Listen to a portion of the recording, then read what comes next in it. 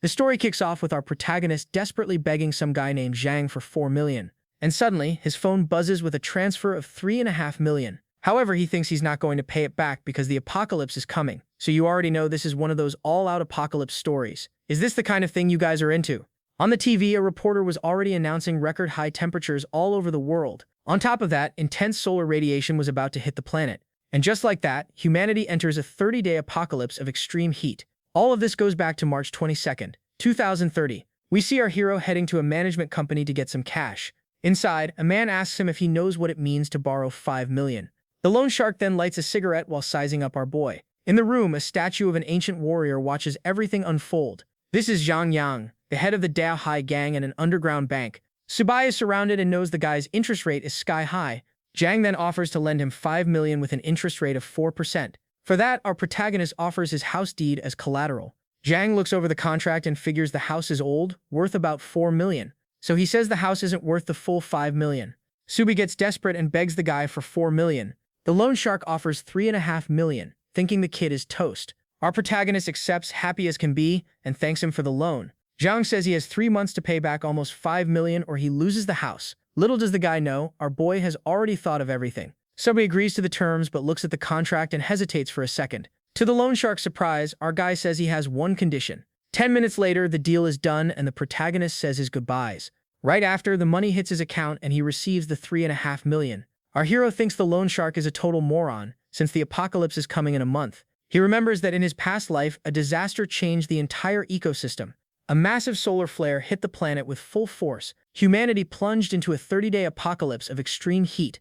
In this chaotic world, even animals turn into dangerous creatures. Meanwhile, Zhang is celebrating, thinking that gamblers don't deserve to own a house. One of his goons gets suspicious because the house was worth over 4 million. But the loan shark isn't worried and plans to wipe our hero out at the casino. The goon then agrees with the plan, and the scene shifts to the city. Outside, our guy is walking around, looking at his phone. He thinks the loan shark is a fool because he's borrowed money from everyone in town.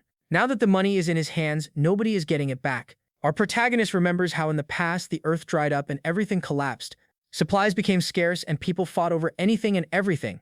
And whoever had those supplies became extremely rich and powerful. Even celebrities were begging for a little bit of food or water. But now that he's back, our hero has time to prepare for the disaster. Suddenly, a noise from inside a coffee shop catches his attention. He sees 2 young women staring at a super expensive fancy ice cream. This gives our guy a look of anger and determination. He remembers that in his past life, he bought that same expensive ice cream for Lu Wanqing. And that memory makes our hero absolutely furious about the whole situation. So he walks up to the counter and orders 10 of every single type of ice cream the shop has. The 2 women are shocked and wonder if he can even afford all that. The cashier doubts him too, since he doesn't exactly look like a rich guy. She warns him that the order will cost over 20,000, and he seems to think it over. One of the women mocks him, saying she'll get on her knees if he can actually pay for it. Our protagonist then asks if she's serious about that. The woman gets annoyed and challenges him, asking who he thinks he is. But Subai just smiles and says that now, not even divine intervention can stop her from kneeling. He shows his bank balance of 2 million, and the cashier goes to get the manager. The manager, Fei Qi, shows up, and our hero asks him to calculate the price of everything. Fei Qi is ecstatic because this one sale will cover the entire month's revenue. He informs him that the total for the entire stock is about 1 million yuan. Our guy thinks the price is good and plans to be eating ice cream all through the apocalypse. Our hero transfers a 300,000 deposit to the manager, Fei. Then he turns around and offers ice cream to all the ladies in the shop. He introduces himself as Chen Xiao and says it's on him, and the women go wild. But our guy looks at the other woman and calls her out on her promise. The girl is speechless and can't say a single word, and in the end she makes good on her deal and kneels on the floor crying. Sabai then asks her why she had to be so arrogant before. After all that, the scene cuts to a sunset over the city. Now in a park, he's eating an ice cream and remarking on how good it tastes. And suddenly, a strange energy comes out of his hand as he eats. It was his storage ability, which can keep anything in perfect condition. He smiles, thinking that with this power, he can do whatever he wants in the future. Our hero didn't expect his ability to have come back with him too, and even though he doesn't understand it, he knows this ability is his ace in the hole. Now the plan is to build a shelter and stock up on weapons and supplies. Suddenly, our protagonist's phone starts ringing with a fairy-like tone. The call is from Lu Wanqing, and he does not look happy about it. He answers the call and immediately remembers his entire past with her. Back then, he was a fool and thought she was the light of his life. But the truth is, she was only interested in his parents' inheritance. She was a bottomless pit, constantly draining him of every penny he had. In the end, she even wanted to sell his family home to buy an apartment. This woman handed him over to a powerful man in exchange for protection. Even though he tried to protect her during the apocalypse, she sold him off like cattle. And just like that, our hero was discarded, without even a whole body left. But now, in the present, he smiles, because his revenge has finally arrived. With a plan in mind, he heads to a luxury hotel to meet her. He answers the call and asks sweetly what happened to his baby. Li Wancheng says she lost a gold necklace and is very sad. Our hero then smiles and promises to buy her 10 new necklaces. Liu Wancheng is surprised by his generosity, and he tells her he came into some money. She worries it might be a scam, but Sabai says he's going to make a big investment, and for that he needs her as a witness for a loan, offering her a cut. Suddenly, an older man calls out to her asking why she's taking so long. Liu Wancheng then turns around and acts all sweet to the rich old guy. She thinks to herself that the old man only gives her 5,000 while Subai could give her 50,000. The call then ends, leaving her decision up in the air. Our hero smiles maliciously and says he's eagerly waiting for her. After that, he goes to his house and begins the plan to build his fortress. He wants bulletproof windows and walls reinforced against any threat. The project also includes a self-sustaining ecosystem with its own oxygen and water. Basically, in 1 month, the house needs to become a bunker with life support. The architect is shocked and thinks our guy has been watching too many sci-fi movies. Our protagonist pressures him, reminding him that his resume says he's a master in defense structures. The architect then figures he's just another rich guy with conspiracy theories. Our hero then offers a 1 million deposit to the architect. The guy goes nuts, realizing he can name his price for the rest of the job. So they seal the deal, and the architect promises solid work. But both of them are planning to double-cross the other when the time is right. With the fortress underway, he thinks about the next supplies he needs. The biggest danger in the apocalypse is other people, and he needs weapons. Our guy then pulls out his phone to find someone who sells equipment. He finds a contact who sells everything and sends a message right away. The seller sets up a meeting for 8 o'clock at night, and he heads over there. Arriving at the location, he stumbles upon a very strange and chaotic scene. And suddenly a girl appears, running from several masked guys. She's desperate and trying to escape them at all costs, running down the street. The young woman looks back in fear as she keeps running without stopping. But one of the attackers catches up and grabs her forcefully by the arm. Seeing our protagonist, the girl desperately begs for help.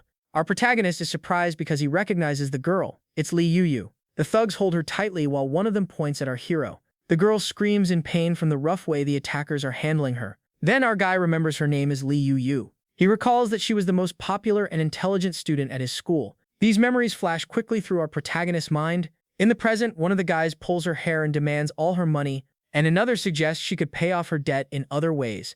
But Subai shows up wearing a mask and tells them to let the girl go. Now, the attackers are surprised and annoyed by his interference.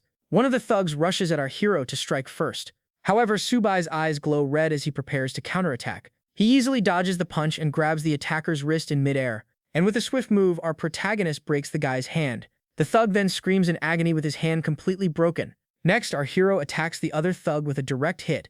The guy goes flying and a system detects his negative emotions. This emotion system activates and Subai is surprised by the power. But the leader of the thugs grabs Li Yuyu and threatens our protagonist. However, Subai throws a brick that hits the attacker square in the head. The other goons are completely shocked by our guy's action. Suddenly, another young man arrives and asks if they have no shame. One of the thugs gets angry and lunges at the newcomer with a bat. But our hero defends the guy, catching the bat with his bare hand. The other guy takes the opportunity and kicks one of the attackers hard. Subai then dodges an attack and the fight gets even more intense. He lands a perfect elbow strike on one of the bald thugs.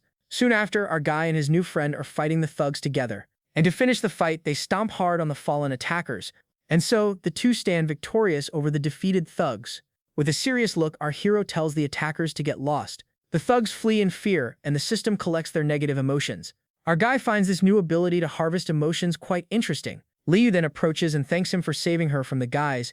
Subai gently holds her arm and asks if she's hurt. He gives the young woman his jacket and she thanks him before quickly leaving. Right after, the other guy introduces himself as Mu Kang and praises our hero. Our protagonist then reveals that he's the buyer, and Mu Kang is stunned. To confirm, Mu Kang gives a password but our guy responds with the wrong one. Subai's answer leaves the guy completely confused about the situation. The system collects Mu Kang's emotions, and our hero leads him away. In a more secluded house, the negotiation between the two finally begins. Mu Kang shows a case with a Russian handgun and some ammo. He offers a friend price because he was impressed by our guy's skills. Mu Kang realizes Subai is an expert from the way he moves. Our hero then asks for a silencer and more ammunition from Mu Kang. The seller gets angry and asks if he even understands what a friend price is. He thinks to himself that on the black market the gun would cost double. Mu Kang's anger is so intense that the emotion system activates and system activates. Sobai gives up on the extra items and pays the agreed-upon price for the gun. After that, the scene cuts to a luxury hotel at night. In one of the rooms, Lu Wancheng is at the window, waiting impatiently. And suddenly, our guy arrives to meet her there. She complains about him being late, but he calms her down by saying he loves her very much. However, the woman just thinks he's a sucker and would never be able to fool her. A moment later, they're in front of Zhang, who compliments her beauty. She thinks she's just going to sign some papers, but the loan shark has other plans. Because if the debt isn't paid, he plans to use her to settle it. Lu Wancheng doesn't suspect a thing and seems very confident and fearless. From a distance, our protagonist gives thanks, because his plan worked perfectly. Back at the fortress, the architect guarantees the house is super secure. Our hero thanks him for the quality work, and the guy hands him a business card. Now inside his new home, he turns on the television to check the news. On the screen, a reporter announces that the world is about to face extreme heat. He then picks up his gun as the newscast warns about record-breaking temperatures. With the gun in hand, our protagonist says the apocalypse has finally arrived, and now he is fully ready to face whatever is coming. From his window, he watches the giant red sun on the city's horizon. The reporter explains that a solar flare is causing the 45-degree heat. Our guy knows the temperature is only going to rise and that this is just the beginning. Outside, the entire city is already feeling the effects of the intense heat. People are starting to sweat and suffer as the temperature climbs. A neighbor on her balcony complains that she's never felt this much heat in the morning, and another woman wonders in desperation how long this is going to last. To make matters worse, a shopkeeper announces a shortage of supplies and starts rationing. The shopkeeper thinks the heat wave is a great opportunity to make a profit. However, two young women arrive and complain about the high price of his watermelons. But the seller gets hard eyes when he sees the beautiful customers in his store. So he offers a discount and a freebie if they buy 2 watermelons. On top of that, the guy invites them to his house at night, but they refuse. The man insists they should stock up because the weather is getting really hot. A moment later, an older gentleman also asks for a discount on water. But the shopkeeper refuses to negotiate and says there are no discounts for him. Our protagonist watches from a distance as the seller carries a box, and he remembers that this shopkeeper's name is Li Dafu and that they have a history. In his memory, our hero is on the ground while Li Dafu intimidates him. The seller yells for everyone to hear that the poor kid was stealing from the store. Our guy tries to explain he just picked something up off the floor, but the man won't listen. The people in the store start judging our hero without knowing the truth. At the end of the memory, Subai is desperate, denying the accusation of theft. Back in the present, our hero glares at the shopkeeper, Li Dafu, in the store. He then approaches with a look full of malicious intent and vengeance. On the shelf, a bag of chips costs an absurd 50 yuan. Our protagonist picks up a bag and questions the outrageous price of the product. The shopkeeper gets annoyed with our guy's audacity and scoffs at him. And the system successfully detects the seller's disdain. Collecting the emotion, Li Dafu tells him to leave and not to touch anything if he can't pay. The man's irritation is so strong that the system collects more negative emotions. But our hero just smiles and asks if he can sleep at night with so many treasures. The seller is speechless and starts to sweat, caught off guard by his question. He gets angry and threatens to hit our guy, blaming the heat in the store. Sabai then asks if he's been having insomnia and nightmares lately. The seller gets confused and wonders if there's a problem with his storage room. Our guy seizes the opportunity and says that his third eye is looking pretty dark. And with a decisive blow, he knocks the shopkeeper out, his eyes losing focus. Our hero then says with a smirk that this is a typical deficiency. Li Dafu becomes furious and lunges at him, screaming that his asterisk family has that deficiency. But our guy warns him that anger is bad for his health and he needs to take care of himself. He flips a coin and says the seller might die young if he keeps this up. The coin spins on the floor and the system detects 20 points of anger from the shopkeeper. Later that night, a black cat calmly walks past the front of the store. From a distance, our protagonist swears he will collect everything with interest in this new life. He remembers that Li Dafu's emotions can expand his storage space, so he uses the 20 points and increases his storage by 200 meters. A dark energy appears in our hero's hand, showing off all his power. Our guy is satisfied with his new ability and his plan for revenge. The next day, some birds are chirping peacefully in a tree. Li Dafu wakes up lying in a bush while our guy watches from afar. The seller gets up confused and looks at his store, completely terrified. And to his despair, he finds the place completely empty without a single piece of merchandise. In the storage room, the shelves, once full of products, are now bare. Literally, not a single item was left to tell the tale. Li Dafu is completely devastated and screams, asking where his merchandise is. He panics and wonders who the heck did this to his store. From his house, our hero watches it all and collects another 66 emotion points. He then cracks open a can of soda to celebrate his revenge. Because in the tranquility of his fortress, he's enjoying the Li Dafu show. The seller runs into the street and yells for the thief to show their face. With no response, he falls to his knees on the ground, completely crushed.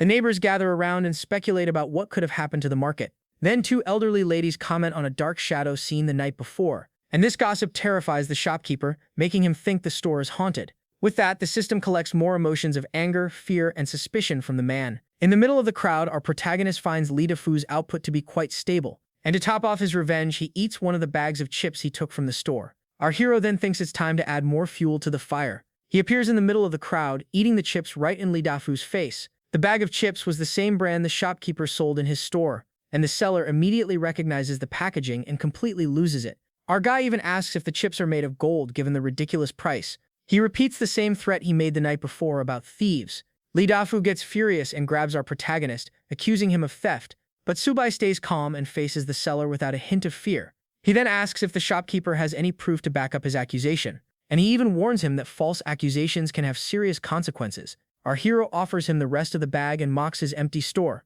The seller thinks about squeezing money out of him, and the system collects more anger. Subai throws the blame back on Li Defu himself and asks the crowd for their opinion. The crowd is divided, and the shopkeeper doesn't understand our guy's sudden change. To seal the deal, he bets his generator against 10 times the value of the stolen stock. Li Defu then accepts the bet and glares at our hero with a furious look. Shortly after, he leads the entire crowd to our guy's house, but upon arriving, everyone is shocked by the luxury and wealth of the place. The shopkeeper is even captivated by the crystal chandelier on the ceiling. He also sees expensive clothes and high-end decorations everywhere. However, after turning the place upside down, he finds nothing but gold and good food. Our hero then mocks him, asking if he wants to rip up the floorboards next. With no way out, Li Defu tries to flee, saying he'll look somewhere else. With that, the system collects another 6 points of shame from the seller. But Subai doesn't let him go and demands the generator they bet on earlier. He turns the crowd against the guy, asking if he's going to back out of the deal. Li Defu tries to downplay it, but our guy reminds him of his old setup, and the shopkeeper's impatience generates another 8 points for the system. The crowd then turns on him, saying he deserved to be robbed. The seller gets enraged and tries to attack, but our hero blocks the blow. With a firm grip, our hero squeezes the shopkeeper's hand with immense force.